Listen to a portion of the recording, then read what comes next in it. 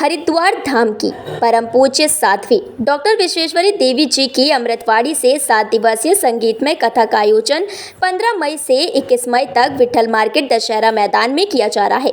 उस उपलक्ष्य में कॉन्फ्रेंस के दौरान विश्वेश्वरी देवी जी ने धर्म के प्रति जागरूकता, संस्कृति, समाज के रुझान को बढ़ाने की बात की। उन्होंने बताया कि बच्चों को भी हमें अपने धर्म और संस्कृति के बारे में बताना चाहिए। उन्होंने कहा कि हमारे राजनेता भी धर्म और संस्कृति को बढ़ाने में लगे हुए हैं, अतः हमें भी धर्म और संस्कृति अनुशासन को ध्यान में रखते हुए जीवन जीना चाहिए। उन्होंने कहा कि धर्म के प्रति हमारा रुझान रखना हमारा धर्म है, उसी धर्म के अनुसार हमें अपने जीवन को सफल बनाना चाहिए। देश के लिए वो शब्दों का प्रयोग नहीं कर सकते जो हमारे यहाँ सनातन में किया गया है। गायन्ति देवा किल गीत गाने, धन्यास्तु ते भारत भूमि भागे। ये भारत भूमि में जन्म लेना ये बहुत बड़े सौभाग्य से मिलता है। हमारे सनातन में, हमारे वेदों में, हमारे ग्रंथों में इस चीज़ को बहुत मजबूती से कहा गया है। लेकिन इस भूमि में जन्म लेने के बाद यदि चरित्र का पतन हम नहीं रोक पाए तो इस भूमि में जन्म लेकर भी हमने कुछ विशेष नहीं किया है। तो मूल रूप से हम लोग इन विषयों पर ध्यान दें।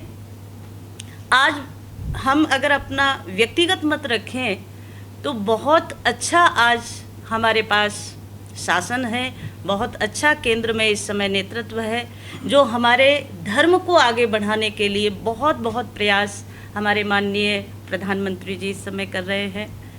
चाहे वो केदारनाथ मंदिर हो, वो चाहे काशी विश्वनाथ का सुंदर भव्य दिव्य जो काशी का निर्माण हुआ है वो हो, वो चाहे अयोध्या में श्री राम जन्मभूमि श्री राम मंदिर का निर्माण हो।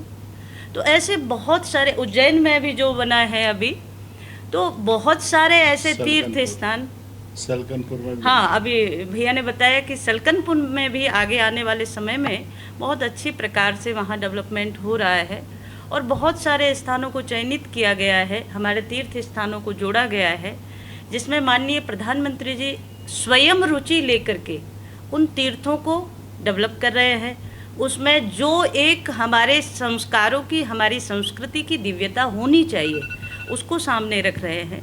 तो ये हम समझते हैं आज भारतवासियों का बड़ा सौभाग्य है, वरना तो पिछला जो भी रहा वहाँ हिंदू धर्म स्थानों के प्रति कभी कोई ध्यान नहीं दिया गया, कभी उस तरीके से युवाओं में जागृति नहीं लाई गई। आज हम लोग देखते हैं, हम स्वयं इस समय हरिद्वार में निवास करते हैं। 2004 में हरिद्वार में श्री राम कृपा धाम आश्रम का निर्माण हुआ और हम रामानुजी परंपरा से संन्यास दीक्षा, विरक्त दीक्षा लेकर के 2004 से आश्रम परंपरा में हैं। तो हम लोग देखते हैं आज तीर्थों में बहुत ज़्यादा भीड़ है।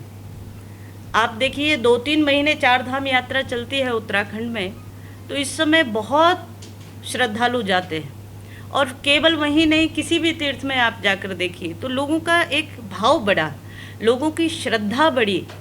हाँ, उसके साथ एक बात और हम कहना चाहेंगे कि तीर्थों में मर्यादा भी ज़रूर रखिए, क्योंकि तीर्थ कोई पिकनिक स्पॉट नहीं है जहाँ जाकर के आप अपने तरीके से आचरण करें।